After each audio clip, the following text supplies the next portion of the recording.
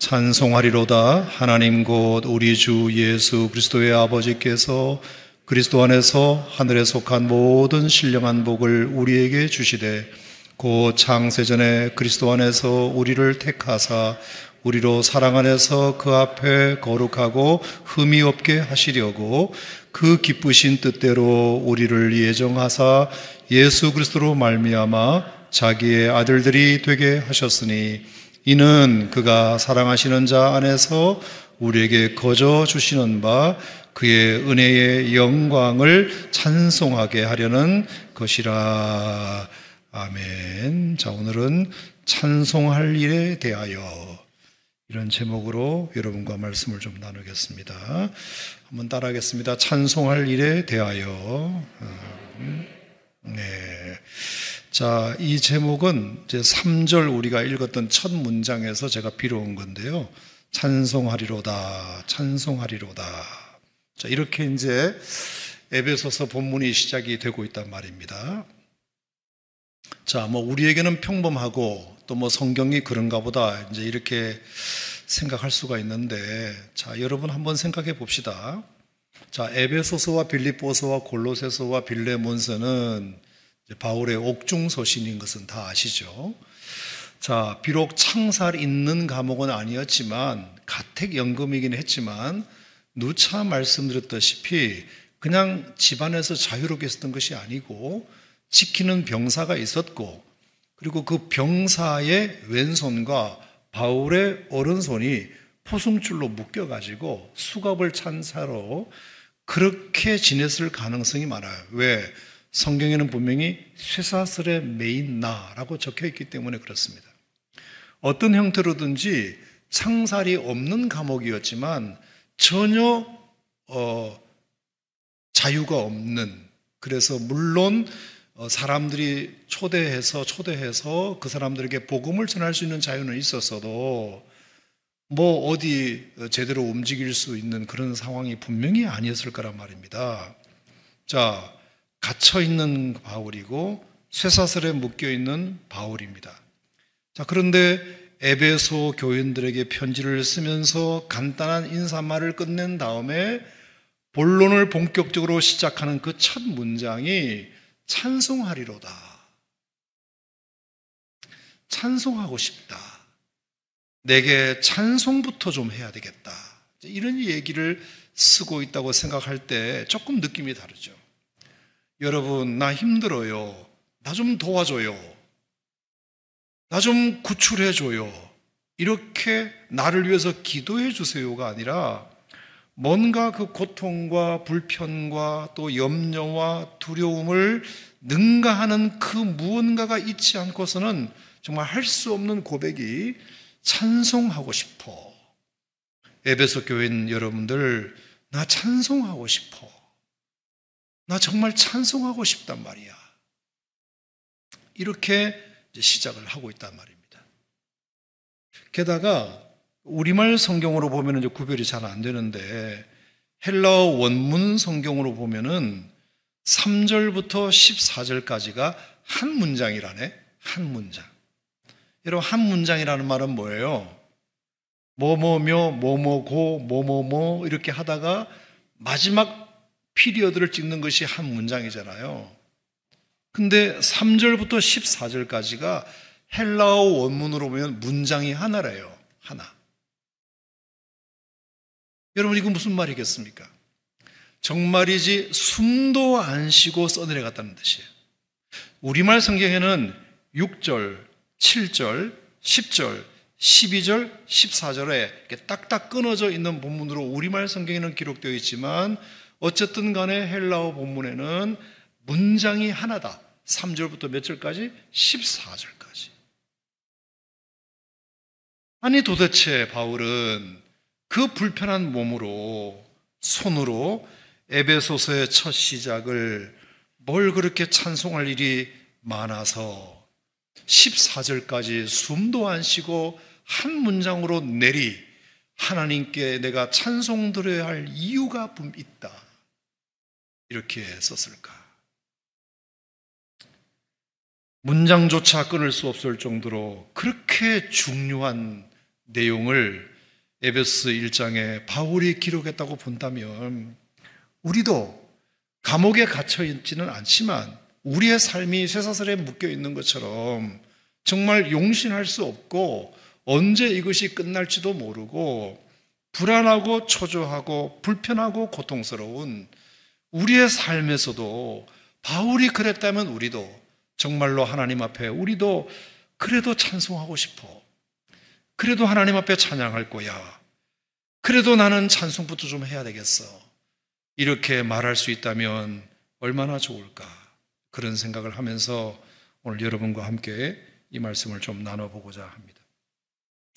감사하게도 바울 본문에는 숨도 쉬지 않고 문장도 끊지 않고 이렇게 쭉 써내려 가는데, 자, 본문에 보니까 그 찬송해야 할 이유를 다음과 같이 세 단락으로 구분하고 있는 것은 눈에 보입니다. 자, 3절에 두 갈씩으로 찬송하리로다 이렇게 시작을 했지만 6절 말씀을 한번 보시겠어요? 6절 다 같이 시작. 이는 그가 사랑하시는 자 안에서 우리에게 거저 주시는 바 그의 은혜의 영광을 찬송하게 하려는 것이라. 자, 여기 이제 한 어떤 그 문제 끝나요. 그죠? 한 어떤 문단이 끝납니다. 자, 그 다음에 12절 말씀에도 보면 시작. 이는 우리가 그리스도 안에서 전부터 바라던 그의 영광이 찬송이 되게 하려 하심이라. 여기가 두 번째 문단이에요. 그리고 세 번째 문단이 14절 시작. 이는 우리의 기업의 보증이 되사 그 얻은 것을 속량하시고 그의 영광을 찬송하게 하려 하심이라. 자, 그러니까 6절, 12절, 12절 헬라어 원문에는 한 문장으로 되어 있지만 우리말 성경에는 그래도 조금 구분을 해놨기 때문에 우리가 이렇게 한번 좀 말씀을 보면 좋겠다는 생각이 들어가지고, 자, 그래서 오늘은 3절에서 6절, 그 다음에는 7절에서 12절, 그 다음부터는 13, 14절을 좀 나눠서 제가 한번 말씀을 드려볼까 합니다. 자, 그러면 오늘 3절부터 6절까지 바울은 도대체 쇠사슬에 묶여있는 그가 뭘 그렇게 하나님 앞에 찬송하고 싶은 내용이 많아서 그랬을까? 자, 3절 말씀을 우리 같이 한번 읽어볼까요? 시작. 찬송하리로다 하나님 곧 우리 주 예수 그리스도의 아버지께서 그리스도 안에서 하늘에 속한 모든 신령한 복을 우리에게 주시되. 하나님 아버지가 그리스도 안에서 뭐를 주셨다고요? 하늘에 속한 모든 신령한 복을 우리에게 주셨다. 아하, 바울이 쇠사슬에 묶여 있으면서도 여러분 내가 찬송 좀 하고 싶어. 찬송부터 좀 해야 되겠어. 라고 하는 이유를 보니 하나님 아버지가 예수님을 통해서 우리에게 어떤 복을 주셨는데 그게 뭐죠? 하늘에 속한 복을 주셨다. 땅의 복이 아니라 하늘의 복을 우리에게 주셨다. 신령한 복을 우리에게 주셨다. 이런 큰 복이 어딨냐? 이런 고마운 복이 어딨냐? 이런 뜻입니다. 여러분 어떤 생각이 드세요? 저는 오늘 이 말씀을 이렇게 다시 이렇게 보면서 참 도전이 됐어요. 어떤 도전이냐면은 바울이 감옥에 갇혀 있고 육신적으로 이렇게 용신할 수 없는 그런 부자유 가운데 있음에도 불구하고 땅의 복이 아니라 하늘의 복을 얘기했다는 게 이게 참 은혜가 되었습니다. 손에 잡히는 복이 아니라 영적인 복을 얘기했다는 것이 참 마음에 와닿았습니다. 사실 저를 비롯해서 여러분도 마찬가지겠지만 우리는 그동안 예수를 믿으면서도 솔직히 우리끼리 얘기하는 거지만 예수를 믿긴 믿어도 하늘의 복보다 땅의 복을 더 원하는 것도 사실이잖아요. 영적인 신령한 복보다 손에 딱 잡히는 복, 구체적으로 내 눈에 딱 보이는 복을 우리는 원하잖아요. 그게 돈일 수도 있고 지위일 수도 있고 건강일 수도 있고 직업일 수도 있고 사업일 수도 있고. 우리는 늘 그런 생각을 합니다. 하나님이 우리에게 복 달라고 말하는 그 복의 내용은 하늘에 속한 신령한 복이라기보다 땅에 속한 손에 잡히는 복을 우리는 사실은 더 원하잖아요. 그러면 하나님의 은혜를 받았다, 그리고 간증하고 하나님이 살아계시다, 내 기도를 들으셨다, 이렇게 이제 고백을 합니다. 하지만 하늘에 속한 신령한 복은 눈에 보이지 않기 때문에, 느껴지지 않기 때문에, 손에 잡을 수가 없기 때문에 그것을 우리가 복으로 잘 생각을 안 해요. 근데 바울은 어쨌든 옥중에 있음에도 불구하고 여러분, 제가 여러분에게 좀 찬송하고 싶은 내용이 있는데 들어봐 주시겠어요? 이러면서 하나님께서 그리스도 예수 안에서 우리에게 복을 주셨는데 그 복은 하늘에 속한 신령한 복을 우리에게 주셨다. 여러분, 이 이야기를 바울이 먼저 한다는 것은 얼마나 우리에게 도전이 되는지 몰라요. 사실 따지고 보면 땅의 복보다 하늘의 복이 더 큰 줄로 믿습니다. 사실 따지고 보면 손에 잡히는 것보다 신령한 영적인 복이 사실 우리에게 더 큰 복인 줄 믿습니다.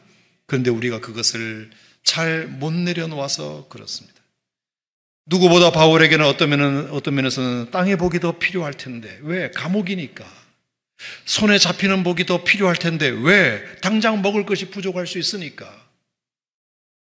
그래서 감옥에 갇힌 자에게는 석방을 빨리 시켜주든지, 누명을 벗겨주든지, 아니면 먹을 것이라도 좀 많이 주든지, 아니면 좀 더 리빙 컨디션을 그래도 좀 좋게 만들어주든지, 뭐 좀 손에 잡히는 복을 주셔야, 아, 하나님이 나를 도와주시고 계시는구나, 이렇게 고백하게 될 텐데, 손에 잡히는 복, 땅의 복은 아무것도 없고 그냥 하늘에 속한 신령한 복을 하나님이 자신에게 줬다는 사실을 하나님을 찬송할 첫 번째 제목으로 삼는다는 것이 저에게는 은혜가 됐다, 그 뜻입니다.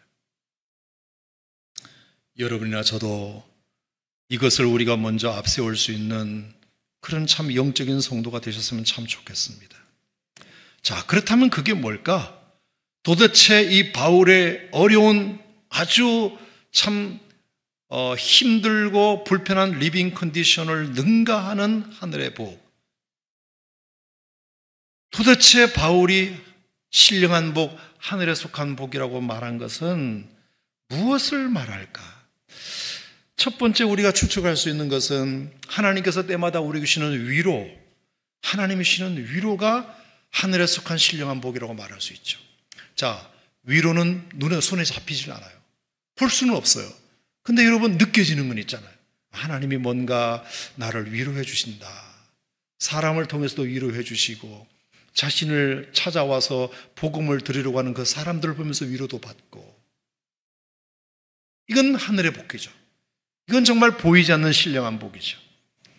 여러분, 하나님께서 여러분에게 슬픔 가운데 있을 때 정말 하늘에 속한 신령한 복, 위로의 복이 있기를 바랍니다.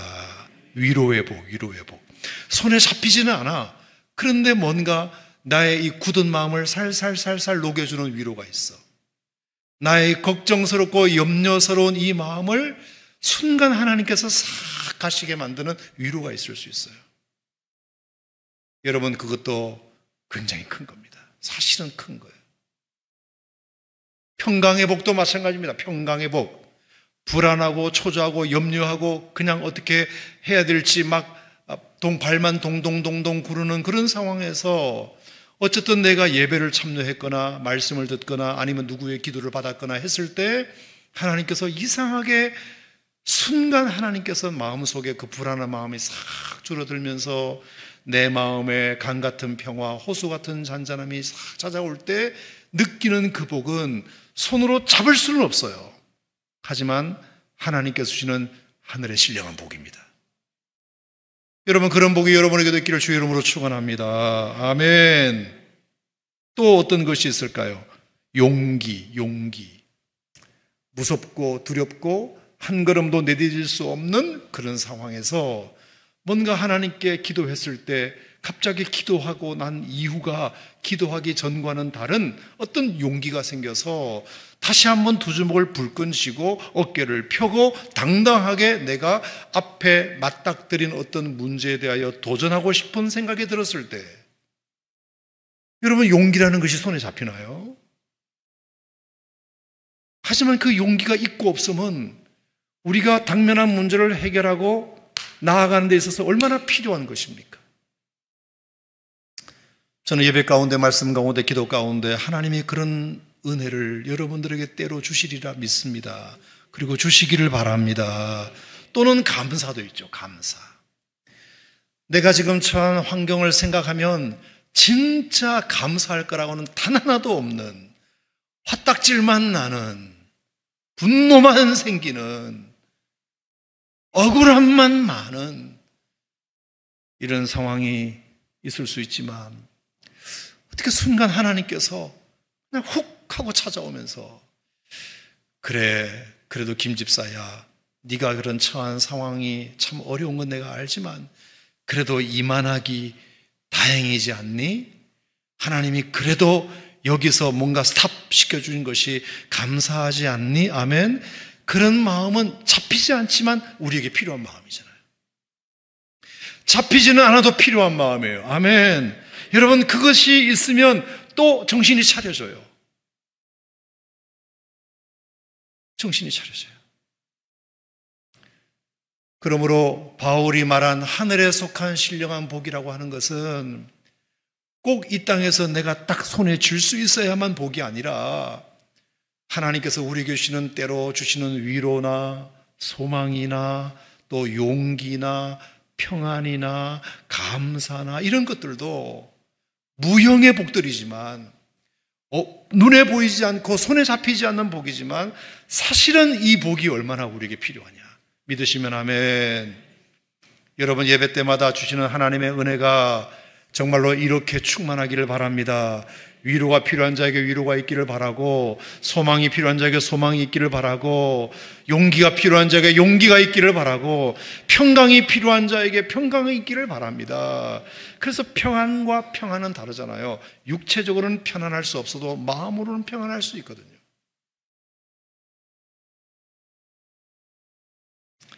하늘에 속한 신령한 복. 너무나 추상적인 것 같고 손에 잡히지 않는 애매한 것 같지만 사실은 어떤 면에서는 이 복이 우리에게 더 중요할 수도 있어요.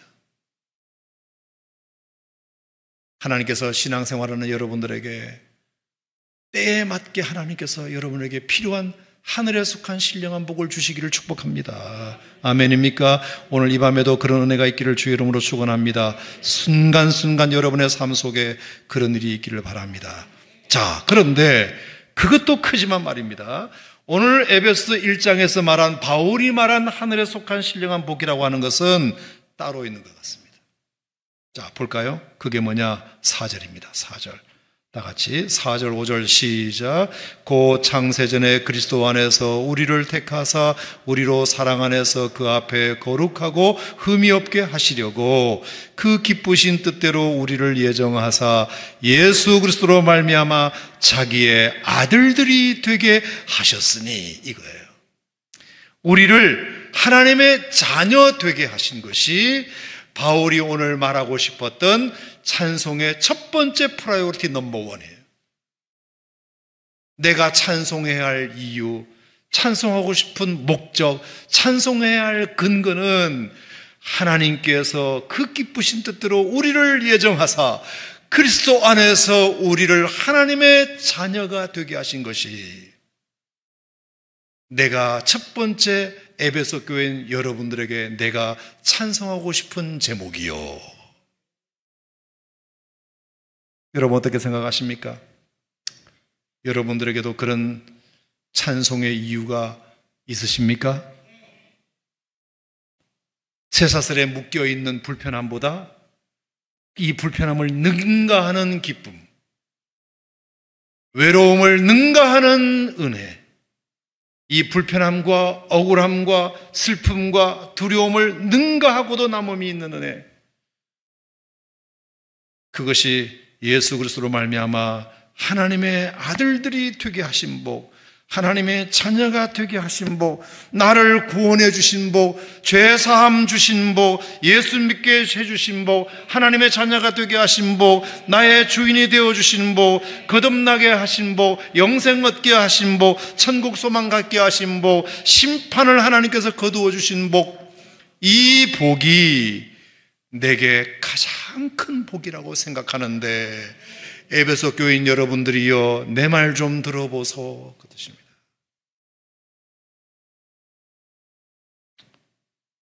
여러분, 저는 오늘 교육자 회의에서도 잠깐 그 얘기를 나눴습니다만 우리가 정말로 가만히 생각해 봅시다. 우리가 일생을 살면서 가장 받은 큰 복, 내가 받은 가장 큰 복이 뭡니까? 생각지도 않은 아파트에 당첨돼서 40몇 평짜리 내가 가고 싶은 곳에 이사 간 것이 진짜 복입니까? 내가 정말 시험을 쳤는데 그 시험에 정말 합격해가지고 내가 원하는 직장이나 학교에 들어간 것이 진짜 복입니까? 아니면 내가 정말 사랑하는 아내, 사랑하는 남편을 만나서 가정을 꾸린 것이 내 인생의 가장 최고의 복입니까? 물론 이것들로 다 우리에게 큰 복이지만 그거보다 더 능가하는 복, 그 복 하나면 다른 건 좀 부족해도 그냥 넘어갈 수 있는 복, 여러분, 그것은 하나님께서 우리를 창세전부터 택하사 그리스도 안에서 우리를 하나님의 자녀 되게 하신 복이 가장 큰 복이라고 저는 생각하는데, 여러분도 어떻게 동의하시면 아멘 하시기 바랍니다. 나를 억만죄악에서 구원해 주신 복, 하나님의 자녀가 되게 하신 복, 내 안에 성령을 주신 복, 천국의 소망을 갖게 하신 복, 나를 거듭나게 하신 복, 여러분, 이 복이 얼마나 크면 바울이 쇠사슬에 모여있는 그 불편함 속에서도 에베소서를 기록하면서 여보시오 에베소 교회 성도들, 내가 여러분에게 찬송 좀 해야 되겠어. 그 첫 번째 찬송의 제목이 뭐냐? 하나님이 나를 당신의 아들 삼으신 것. 이것이 내가 첫 번째 찬송할 제목이요. 여러분, 이것이 어떻게 비단 바울의 고백뿐이겠습니까? 여러분과 저의 고백이 되어야 되겠지요. 아멘. 나 이거 생각하면 하루 24시간 찬양할 수 있어. 나 이것만 생각하면 이 기쁨이 쇠사슬의 답답함과 억울함도 이기게 할 수 있어. 나 이것만 생각하면 사업이 조금 망해도 나는 괜찮아. 나 이 기쁨만 있다면, 이 기쁨만 있다면 내가 금전적으로 좀 손해보고 아니면 다른 사람들에게 따돌림 받고 이런 억울함과 이런 힘듦도 그거 생각하면 금방 회복이 될 것 같아. 할렐루야. 여러분과 저에게 이 정도의 구원의 능력은 있다는 사실을 제가 여러분에게 강조하고 싶어요. 이게 어디 보통이어야지. 여러분, 지난 주일날 제가 그런 설교를 한번 들었는데 다시 한번 복습해 볼게요. 자, 이게 얼마나 우리에게 큰 은혜인지를 한번 생각해 봅시다. 자, 첫 번째, 하나님이 우리를 당신의 아들 삼기 위해서, 우리를 당신의 딸 삼기 위해서, 우리를 억만죄악에서 건져주시기 위해서, 우리에게 영생을 선물로 주시기 위해서, 우리에게 성령을 내조하게 하기 위해서, 우리에게 천국이라는 것을 주시기 위해서 하나님이 하신 일이 뭐예요? 하나님이 하신 일이 뭐예요? 우리에게 이런 선물을 주려고 하나님이 하신 일이 뭡니까? 첫 번째, 2000년 전에 하나님의 아들 예수님을 이 땅에 보내셔서 그분은 어떤 죄도 없으심에도 불구하고 우리에게 말씀드린 이런 선물을 우리에게 주시려고, 우리의 죄를 대신 십자가에 피 흘려 죽으시려고 하나님의 아들 예수님이 죽었단 말입니다. 여러분 믿습니까? 그런 사건이 있었잖아요. 왜 죄 없는 양반이 2000년 전에 우리를 왜 죽으셔야만 했습니까? 우리에게 이 선물을 주시기 위해서 죽으신 거예요. 아니, 죽으시기 위해서 이 땅에 하나님이 오셨어요. 말씀이 육신이 되어 이 땅 가운데 오셨습니다.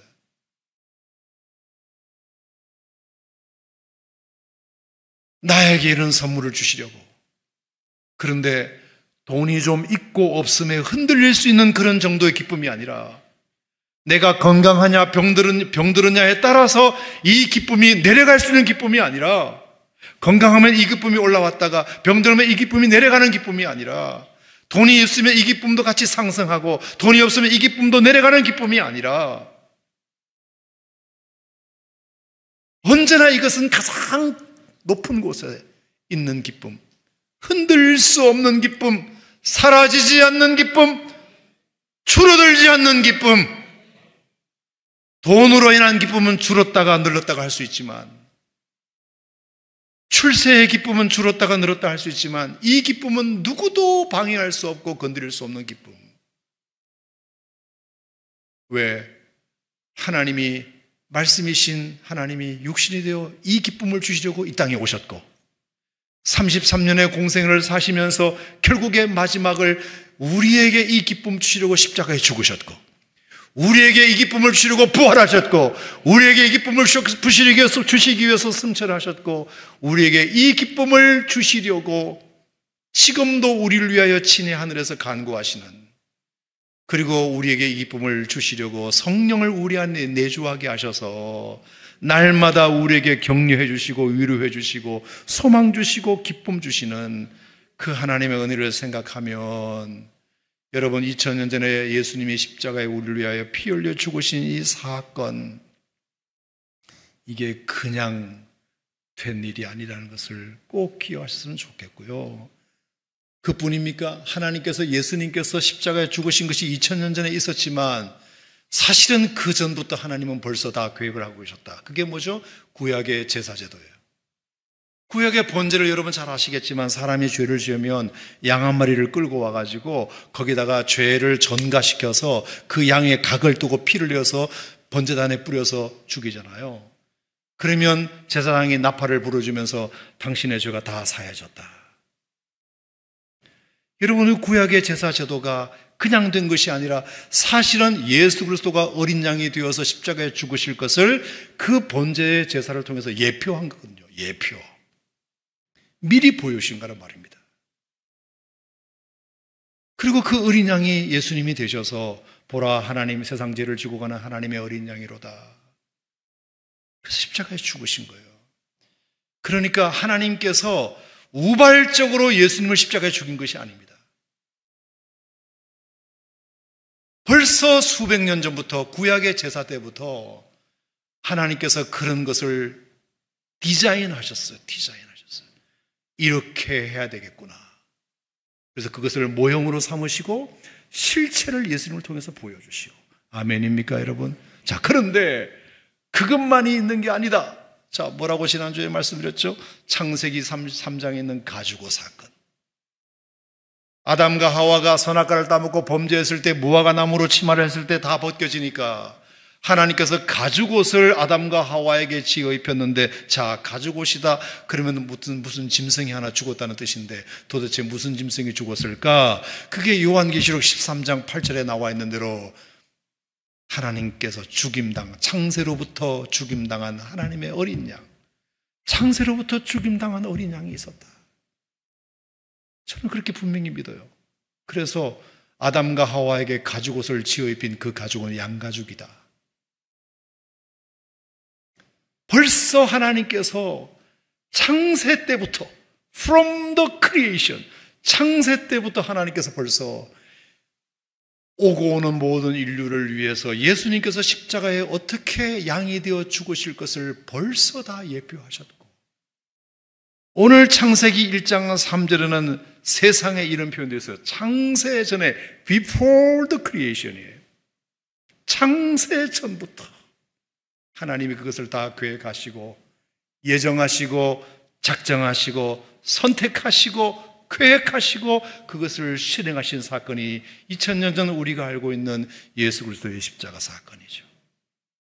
자, 제가 이 말씀을 드리는 이유는 우리가 가지고 있는 이 구원의 기쁨이라고 하는 것이 이게 그냥 되는 것이 아니고 하여 목사님 뭐 구원 아무리 받았어도 내가 지금은 돈 사업이 완전히 망해가 쫄딱 망했는데 그건 그거고 이 기쁨은 우리가 잊어버리지 말아야지. 근데 사업이 망한과 동시에 이 기쁨도 떨어지고 온데간데 없이 사라지고 아예 하나님이 뭐 이렇게 해줄 것 같으면 나 하나님 안 믿어. 여러분 이것이 얼마나 얄팍한 신앙이냐.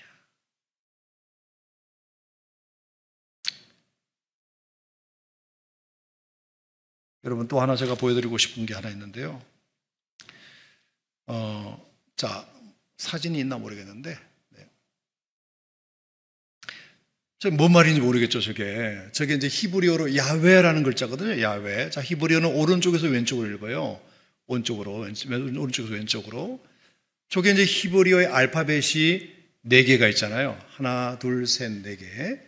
오른쪽에 있는 게 이게 요드라는 글자예요. 요드. 그 다음에 가운데 이렇게 생긴 게 해라는 글자예요. 그 다음에 세 번째 길쭉하게 생긴 게 바브라는 글자예요. 그리고 마지막 네 번째 글자가 해죠. 요드해, 바브해. 요게 야훼 이렇게 읽어요. 여호와 하나님 하나님의 뜻이 돼요. 근데 하나님의 이름은 하나님께서 백성들이 물었잖아요. 당신의 이름이 뭔지 가르쳐주세요.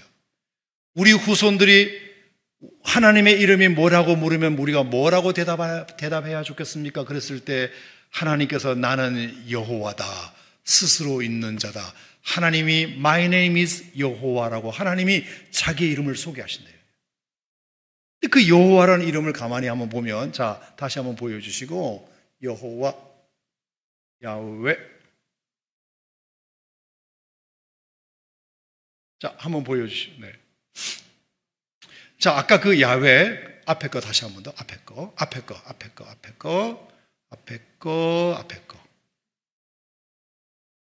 네. 자, 글자 잘 기억하세요. 이렇게 생긴 거, 이렇게 생긴 거, 길쭉하게 생긴 거, 이렇게 생긴 거. 자, 저거를 히브리어 알파벳 찾아보는 거예요. 자, 다음 사진 보세요. 저 밑에 보이죠? 조그만 거 이렇게. 요드라는 글자예요. 자, 히브리어는 상형 문자거든요. 상형 문자예요. 한자하고 똑같아요.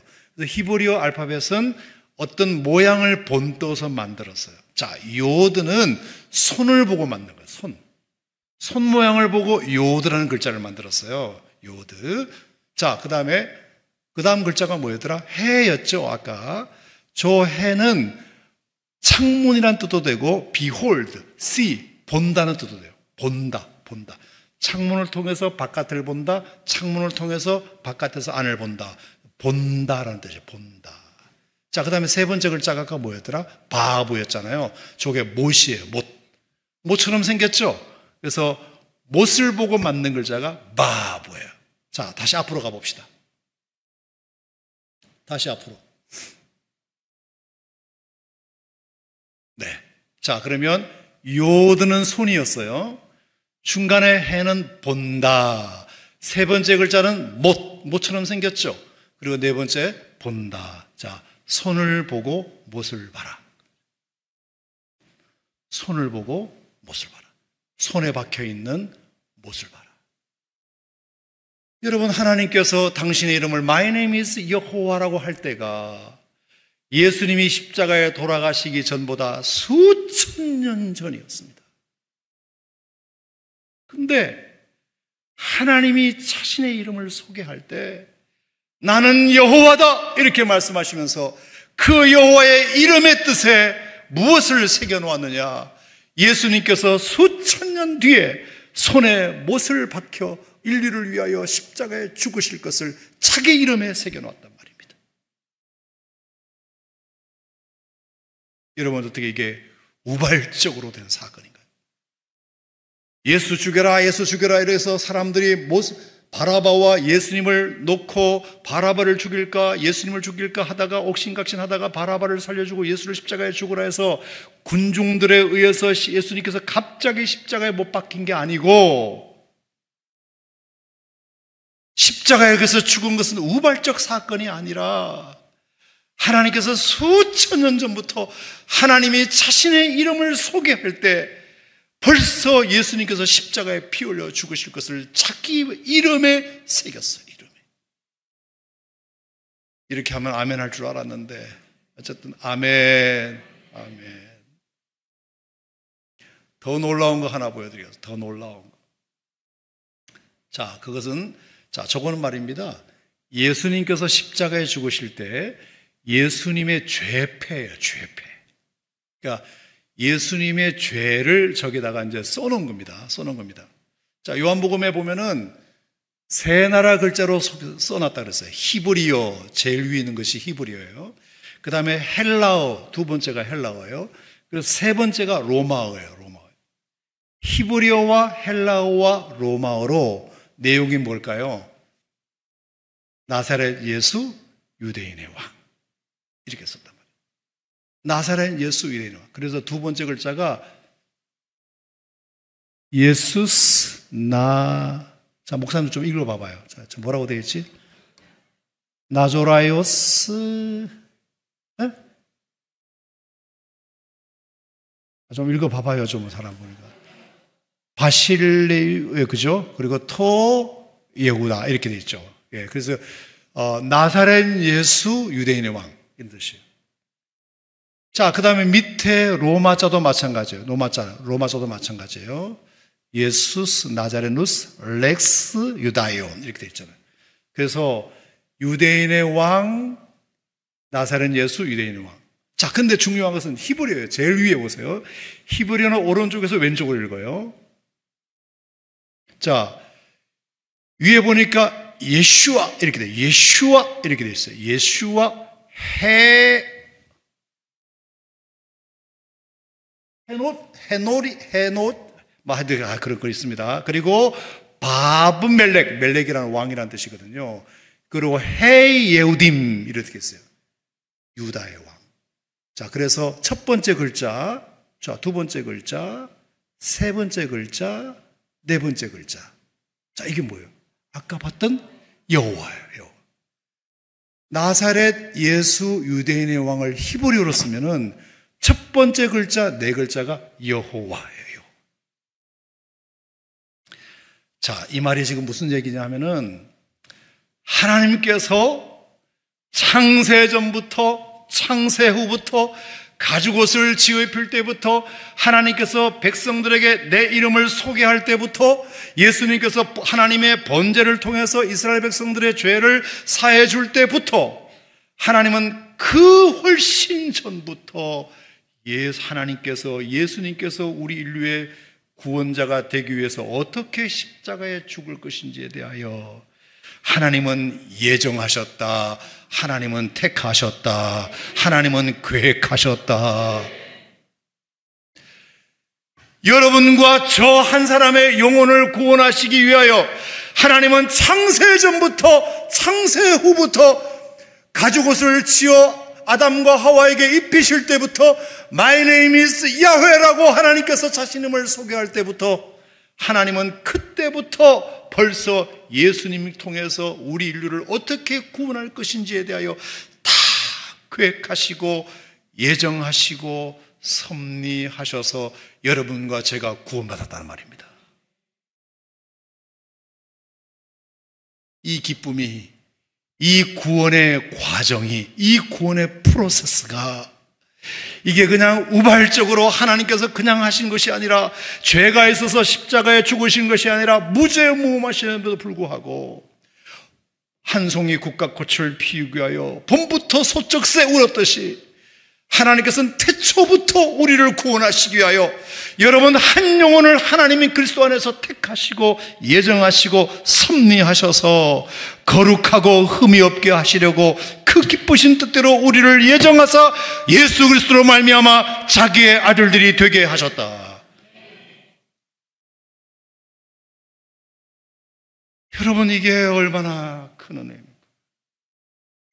그러니까 바울이 에베소 감옥에 갇혀서 조금 불편한 건 있지만 이 불편하다고 해서 내가 억울하게 지금 감옥에 갇혔지만 내가 배는 고프지만 지금 배고픈 게 중요한 게 아니라 억울한 게 중요한 게 아니라 무섭고 두렵고 불안한 것이 중요한 것이 아니라 어떤 불안도 어떤 염려도 어떤 억울함도 하나님이 나를 당신의 아들 삼으시고 나를 위하여 십자가에 피 흘려 죽으심으로 말미암아 내가 하나님의 자녀가 된 이 기쁨을 어떤 슬픔도 능가할 수 없다는 뜻입니다.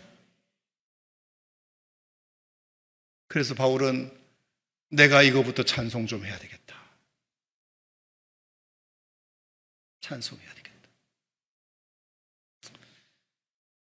사랑하는 성도 여러분, 저는 저와 여러분이 구원받은 게 여러분이 예수를 구주와 주님으로 영접하는 그 시인을 통해서 구원받은 것 같지만 그것은 촉발 요인이 되고 완성은 됐지만 사실은 여러분 한 영혼을 2000몇 년도에 어느 설교를 듣고 구원받게 하시기 위해서 하나님은 창세 전부터 여러분들을 예정하시고 작정하시고 선택하시고 계획하시고 섭리하시고 찾아오시고 복음 전하게 하시고 그것을 듣게 하셔서 여러분과 제가 구원에 이르게 되었다는 것을 생각한다면 우리가 이 땅에서 누릴 수 있는 최고의 기쁨은 여러분과 제가 구원받은 기쁨입니다. 하나님의 자녀가 된 기쁨이에요. 성령을 받은 기쁨입니다. 천국의 소망을 갖게 된 기쁨이에요. 이 기쁨은 그 어떤 슬픔도 뒤집을 수 없어요. 능가할 수 없어요. 제발 부디 플리즈 여러분 이 기쁨을 빼앗기지 마세요.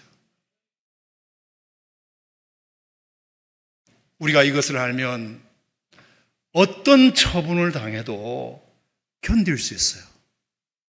그 구원의 기쁨이 너무 단단하기 때문에 하나님 믿다가 고난이 올 수도 있잖아요. 하나님을 괜히 믿어가지고 핍박이 올 수도 있잖아요.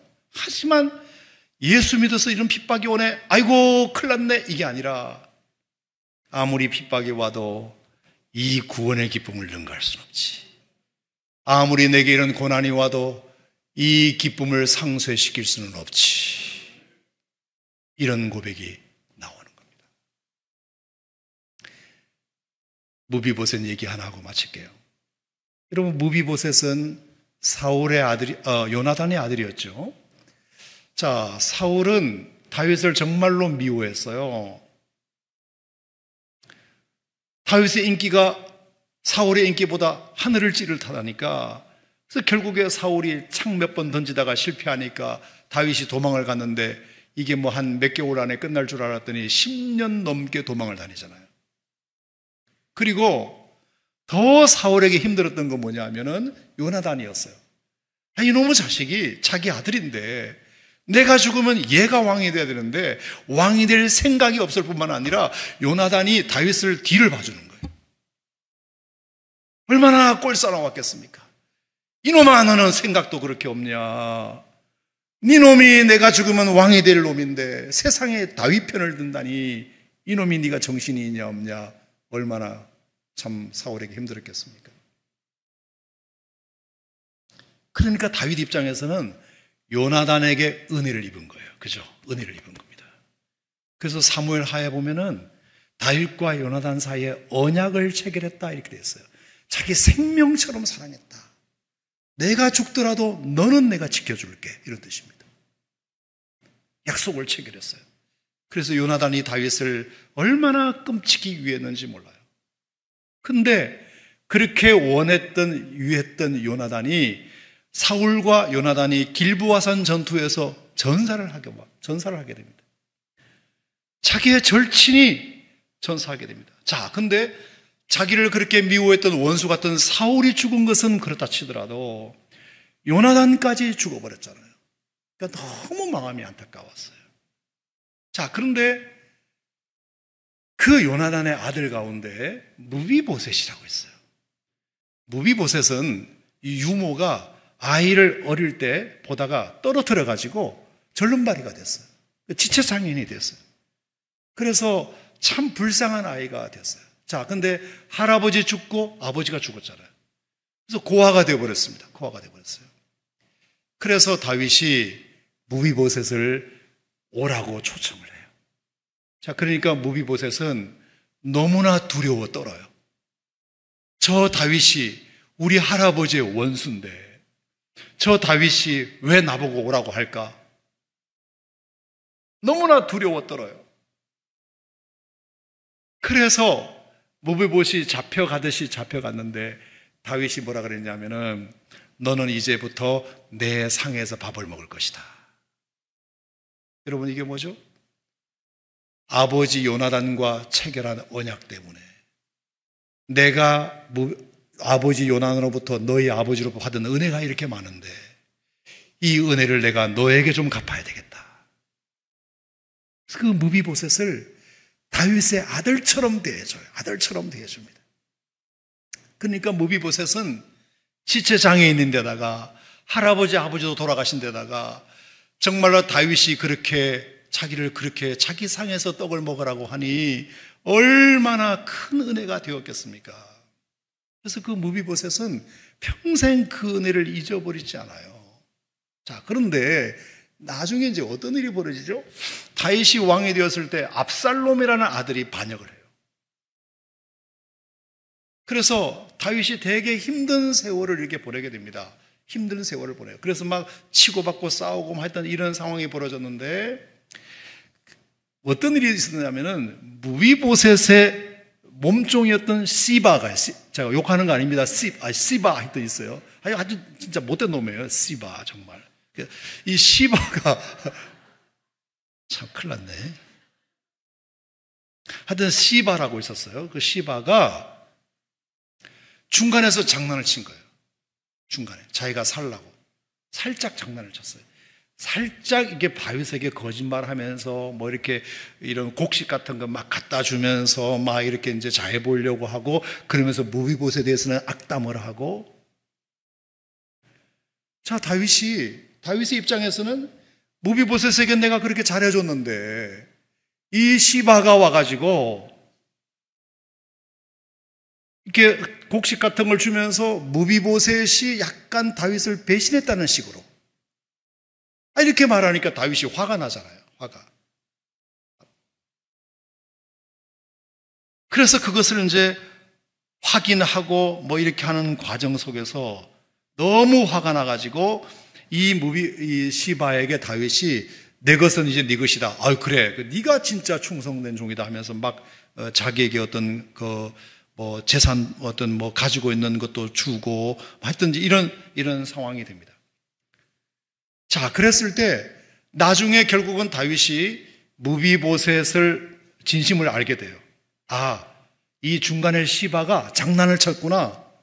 무비보셋은 원래 그런 뜻이 없는데 이놈이 아주 시바가 장난을 쳤구나. 이것을 나중에 알게 돼요. 자, 그래서 이제 무비보셋에게 다윗이 미안한 마음이 생겼잖아요. 자, 그랬을 때 무비보셋에서 한 말을 여러분과 같이 나눠보겠습니다. 자, 사무엘하 19장을 한번 보겠습니다. 사무엘하 19장. 자, 자세한 얘기를 안 하고 그냥 대충 제가 말씀을 드렸고요. 제가 드리고 싶은 말씀은 이거네요. 사무엘하 19장 24절.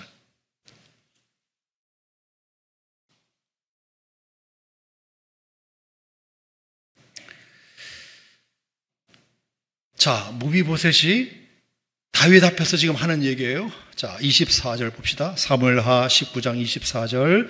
사울의 손자 무비보셋이 내려와 왕을 맞으니, 왕은 다윗이에요. 그는 왕이 떠난 날부터 평안히 돌아오는 날까지 그의 발을 맵지 아니하며 그의 수염을 깎지 아니하며 옷을 빨지 아니하더라. 이 무비보셋이 다윗을 위하는 마음으로, 다윗을 염려하는 마음으로 수염도 깎지 않고 옷을 빨지 않으며 왕을 기다렸어요. 다윗을 기다렸어요. 그러니까 무비보셋은 절대로 다윗을 배신하지 않습니다. 중간에 시바가 장난을 친 거예요. 25절. 예루살렘에 와서 왕을 맞을 때에 왕이 그에게 물어 이르되 무비보셋이여 네가 어찌하여 나와 함께 가지 아니하였더냐 하면서 이제 오해했던 얘기를 얘기하는 거예요. 그랬더니 26절 대답하되 내 주 왕이여 왕의 종인 내가 다리를 절지 않습니까?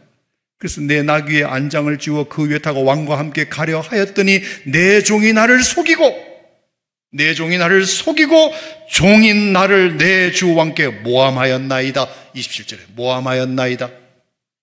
시바가 장난을 쳐가지고 나는 다리를 절기 때문에 저는 가고 싶었는데 가지 못하고 시바가 대신 가가지고 중간에서 모함을 했습니다.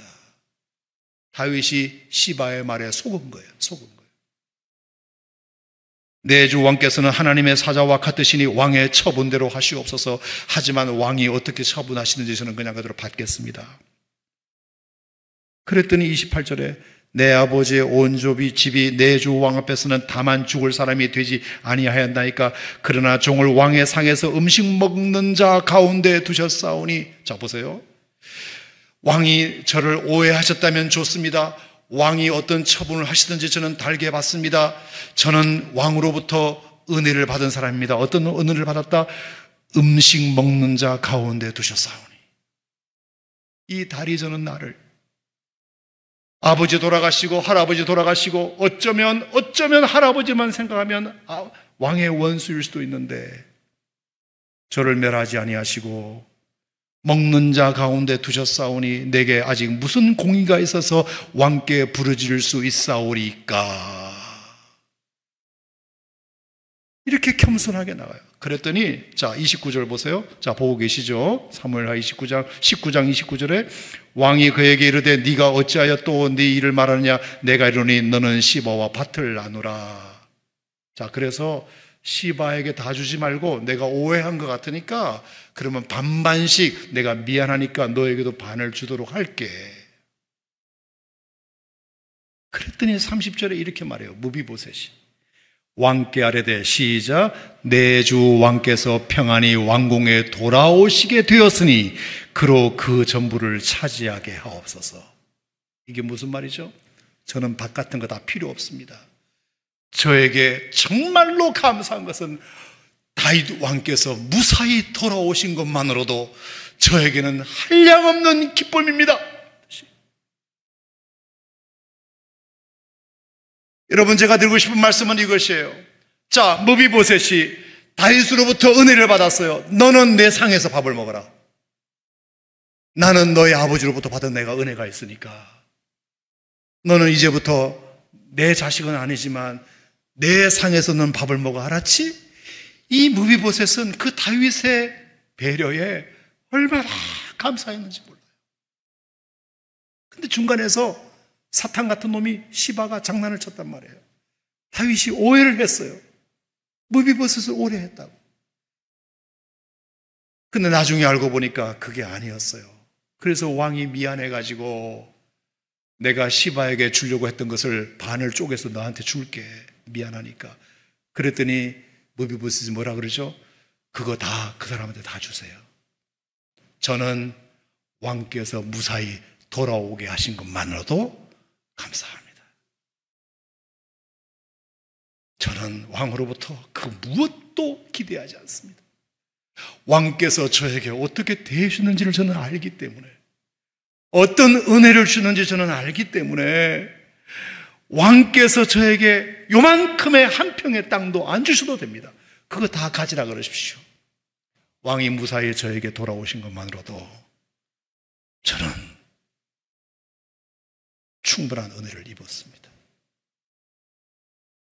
여러분 제가 이 얘기를 여러분에게 드리는 이유는 우리가 하나님께서 나를 구속하시고 나를 억만죄에게서 건져주셔서 하나님의 아들로 삼아주시고 마치 절름발이 무비보셋을 왕이신 다윗의 상에 먹게 하신 그 은혜처럼 우리를 하나님께서 하나님의 자리에 우리를 초대해 주시고 하나님의 자녀가 되게 해주시고 우리를 구원해 주신 그 은혜가 크다면 중간에서 장난을 침으로 말미암아 내 재산이 뺏기고 내가 아무것도 가진 것이 없다 하더라도 그거 그 사람한테 다 주십시오.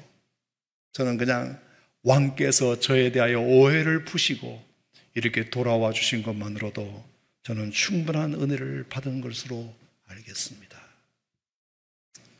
여러분 제가 이 얘기를 드리는 이유는 정말로 우리가 구원의 은혜가 크다면 찬송하리로다.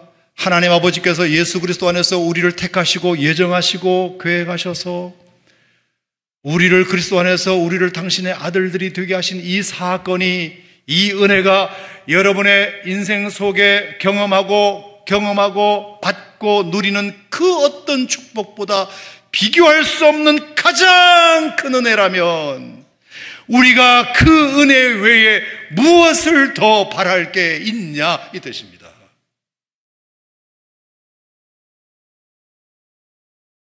이 무비보셋과 같은 마음 하나님 그 사람에게 다 주십시오. 다 가져라 그러십시오. 저는 왕께서 저에게 돌아와 주신 것만으로도 저는 충분한 은혜를 받았다고 여기겠습니다.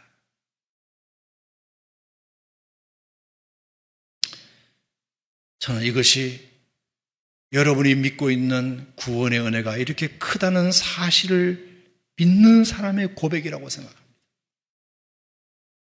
더 바랄 것이 없습니다. 나를 천국 가게 하시고 하나님의 자녀가 되게 하신 것 외에 내가 무엇을 더 바라겠습니까? 아니, 무엇을 더 안 주셔도 될 뿐만 아니라 내가 고난을 당하고 힘든 일을 당하고 억울한 일을 당해도 절대로 내가 받은 이 기쁨을 빼앗을 수 없습니다. 우리가 이런 고백을 하나님 앞에 한다면 하나님께서 정말 여러분들에게 날마다 이 구원의 감격을 회복시켜 주시지 않겠는가, 저는 그렇게 생각하고, 오늘 이 에베소 1장 3절부터 6절까지의 말씀이 정말 다시 한번 여러분 사장시켰던 구원의 기쁨이 회복되는 은혜가 되기를 주의 이름으로 축복합니다. 축복합니다.